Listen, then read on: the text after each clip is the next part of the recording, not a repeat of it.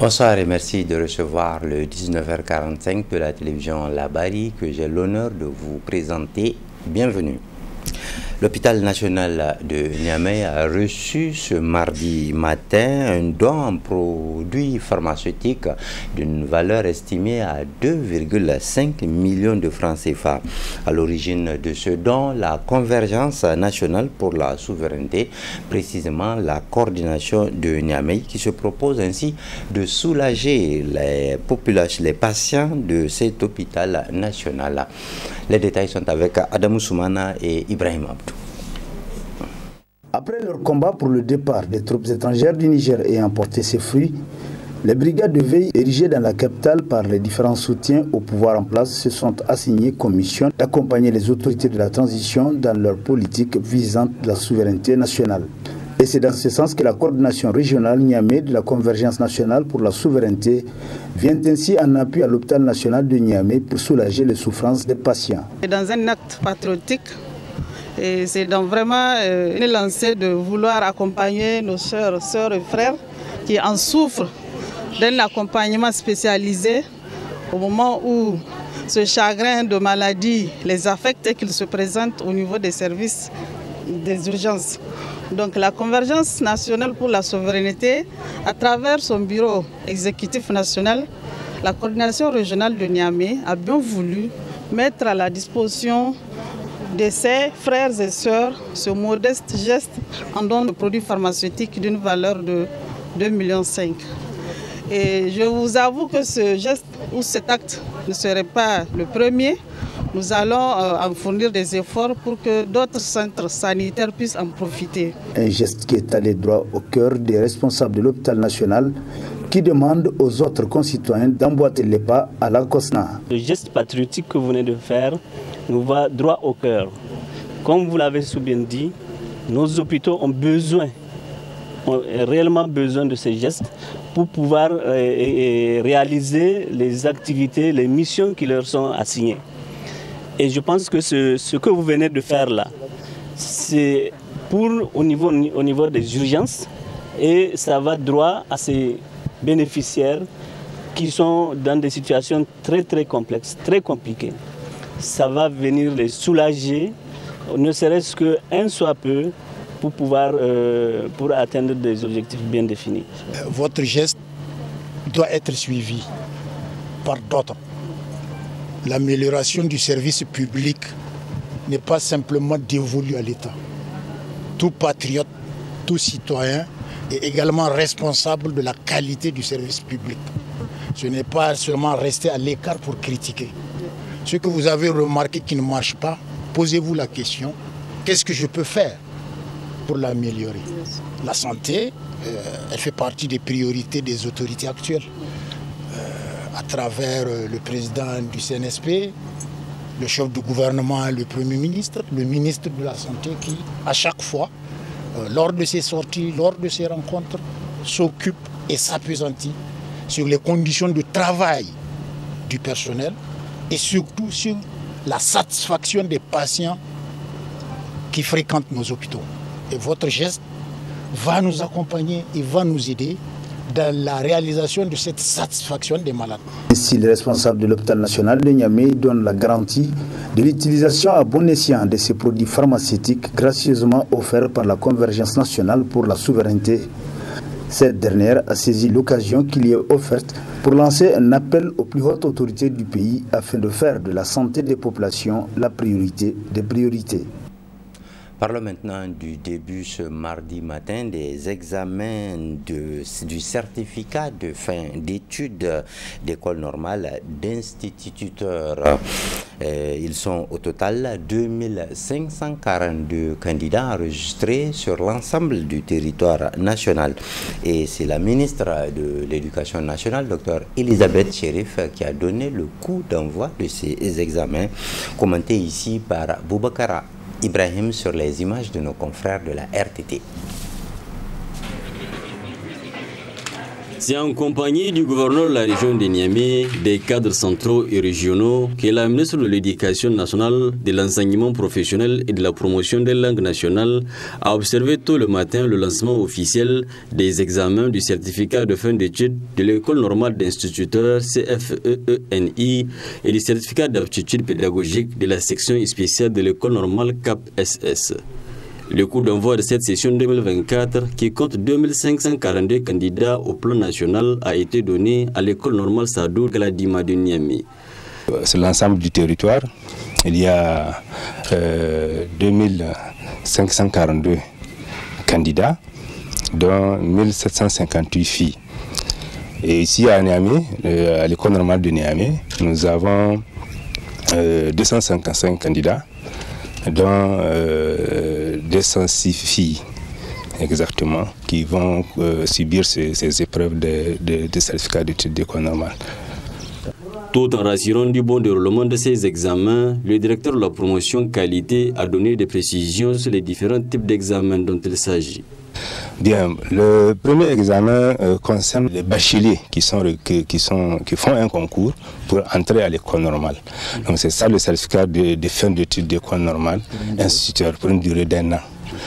Alors que le CAP-SS, ce qu'on appelle le certificat d'aptitude pédagogique, là ça concerne les enseignants en exercice qui font un concours pour entrer et faire le perfectionnement d'1 an également et pour avoir ce diplôme.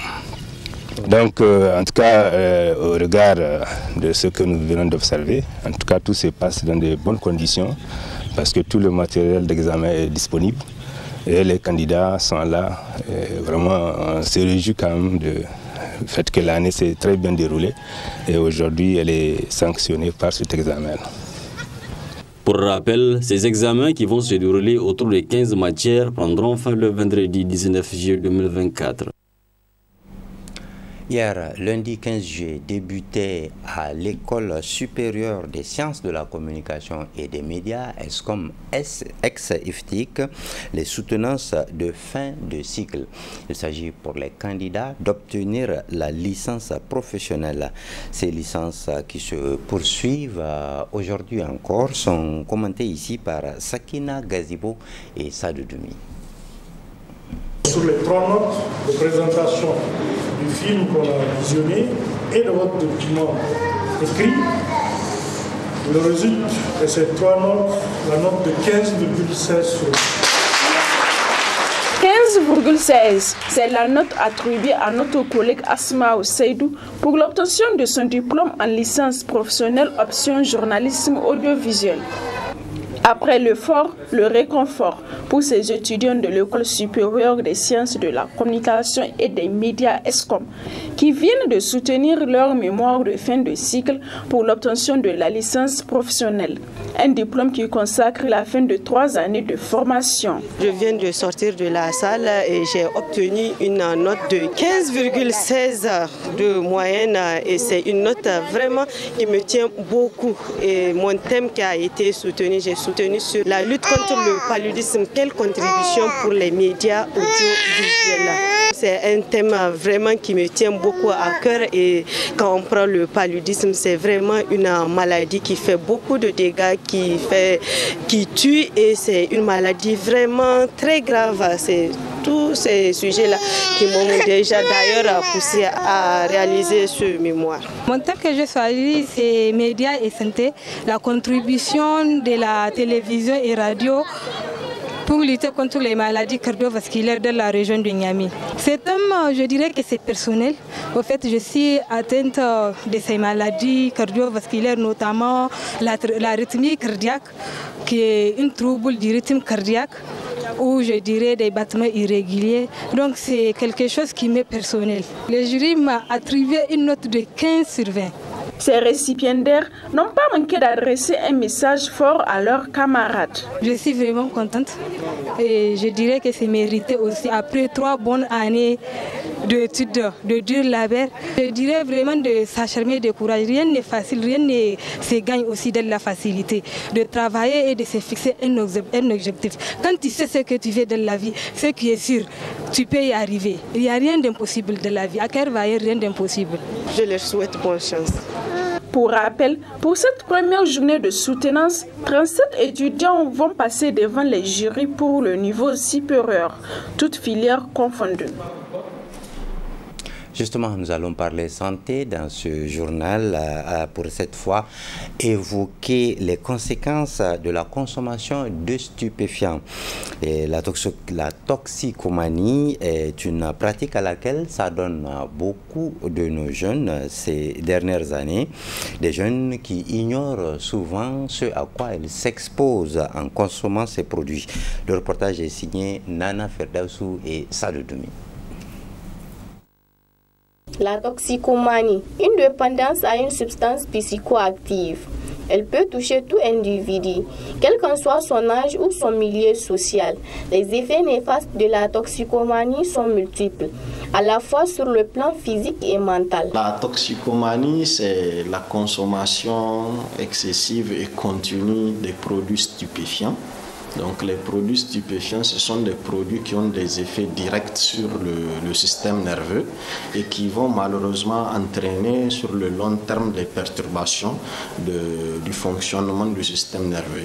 Ce qu'il faut savoir, c'est que le système nerveux, on l'a dit, les produits stupéfiants agissent directement sur le système nerveux. Le système nerveux, c'est le système qui commande l'ensemble des fonctions de notre organisme, sans aucune exception. Pouvoir parler, marcher, manger, dormir, se réveiller, réfléchir, tout est commandé par le système nerveux. Donc vous conviendrez avec moi que lorsqu'il y a quelque chose qui vient perturber une de ces fonctions-là, tout l'organisme sera perturbé. Ce qui fait que sur le long terme, les premiers risques auxquels ça expose les malades, c'est la folie.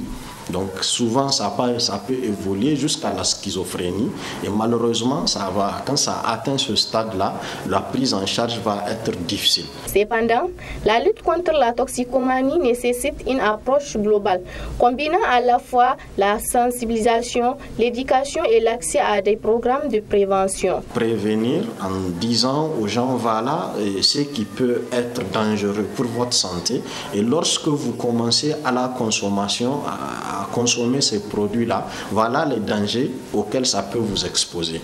Dans un premier temps, les gens peuvent penser que ça va leur augmenter les performances intellectuelles, mais sur le long terme, ça produit l'effet contraire. Donc, c'est de surtout s'appesantir d'abord sur la sensibilisation. Maintenant, après ça, il faut savoir que les autorités politiques ont un grand rôle à jouer, donc en agissant à travers, en tout cas, la force publique, pour qu'il y ait moins de stupéfiants, notamment à la portée des jeunes qui sont consommateurs. Et le troisième aspect, c'est de pouvoir sanctionner surtout à la fois les gens qui sont dans le circuit et les consommateurs.